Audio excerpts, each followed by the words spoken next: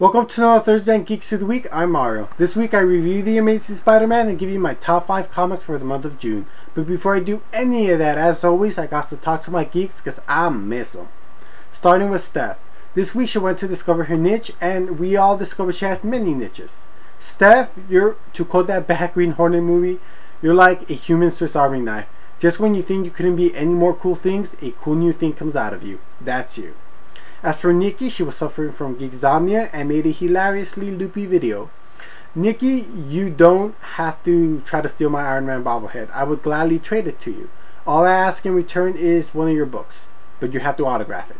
I plan to sell it on eBay. As for Luluco, I thank you for the compliment. You also have awesome taste in things, and just like you, I also want to get back into video games. I sadly suck at them now, and my brother is just ponying me every chance he gets. Every time we play Street Fighter, he's just kicking my ass at it. Here's a dramatic reenactment of that. There's something wrong with my remote. You're cheating. You got the good remote. Dude, it's not the remote. Stop button smashing. All you're doing is button smashing. That's my style. I button smash. Mario smash. Okay. I'm going to kick your ass. Yeah, right, you've hardly landed a punch. No, I don't mean in the game, in real life. This is really going to happen. I'm really going to kick your ass. That is not very mature of you. Mom! What can I say? I get kind of heated when I'm playing video games. Now on to my review of Amazing Spider-Man. This is going to be my review for The Amazing Spider-Man. There's going to be some spoilers, but I'm going to try to keep it as vague as possible. So here we go. It was good. I shall elaborate. The performances were very strong, it was visually stunning, and I really dug the action scenes, especially Spider-Man's. He really uses his webs like an actual spider, and that was really cool. I especially love the use of the classic web shooters. That was an awesome touch. Now on to the negatives. Starting with a major one. I'm getting sick and tired of superheroes just saying their secret identities. Peter just tells Gwen he's Spider-Man. And that's such a stupid move, especially since he just had dinner with them and he knows that Gwen's father is the captain of the police force. So, I don't know why he tells her. I can't see how they justify that. That was just really stupid. Also, Peter seems to be motivated by revenge at first, instead of out of duty and responsibility, which isn't him. And the way they try to sell it that he is going to be motivated by duty and responsibility doesn't really work for me. He never blames himself for his uncle's death.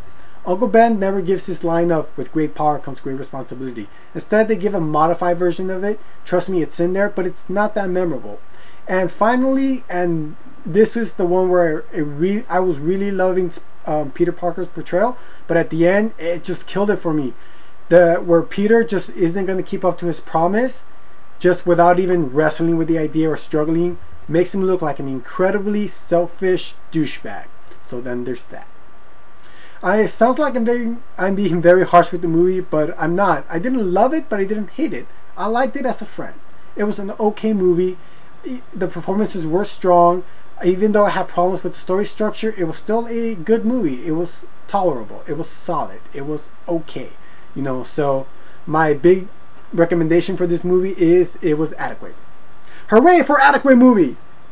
Now on to my comic book reviews. Well, not the reviews, but the top 5 list. Since this is the first week of July, I'm going to say what my top 5 comics were for the month of June. Starting at number 5, Daredevil, issue 14.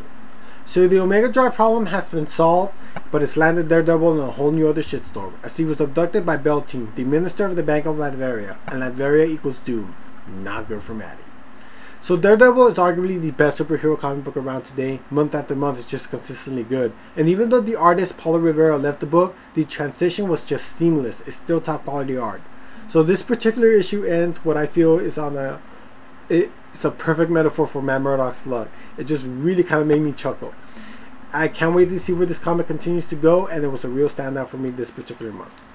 Number 4, Atomic Robo, issue 1, The Flying Sheet Devils.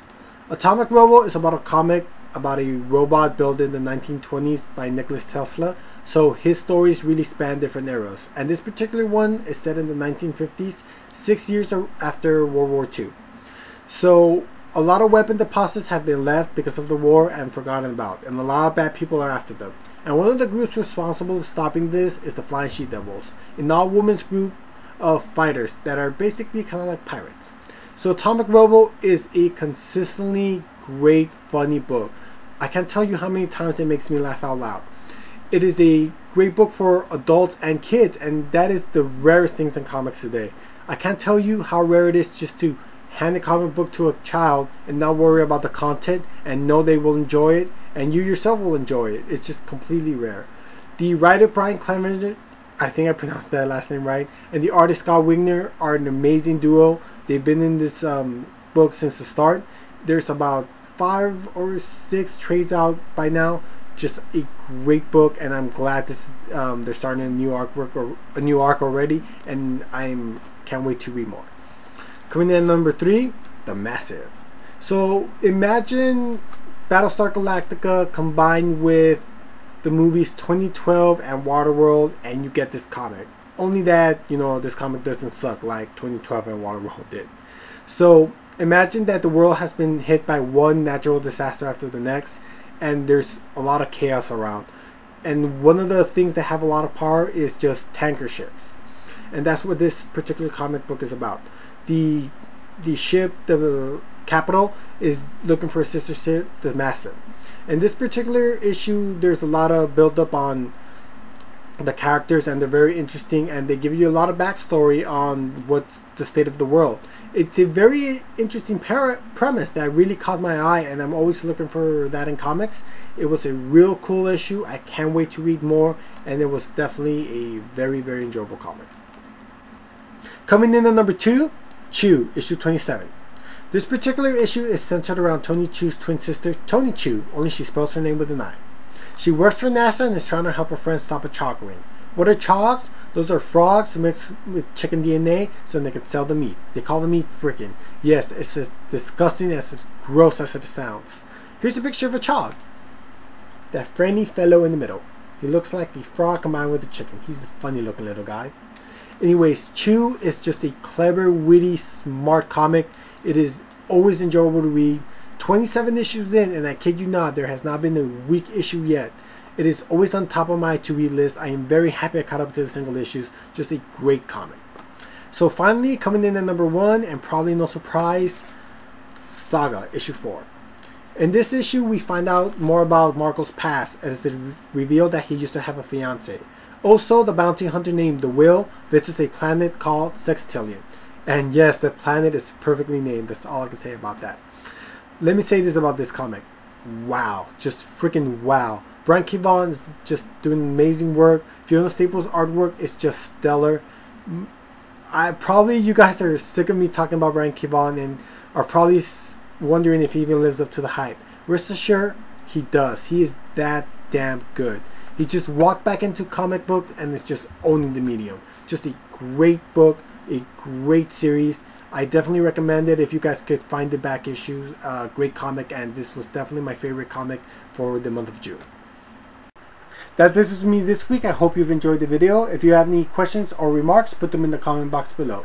The Geeks are still holding auditions for a new Tuesday Geek. There will be a link below with the video with all the details. I would put in my audition soon. The deadline is fast approaching. In the meantime, I hope you check out the other more amazing Geeks of the week. Like, subscribe, and I will catch you all next week.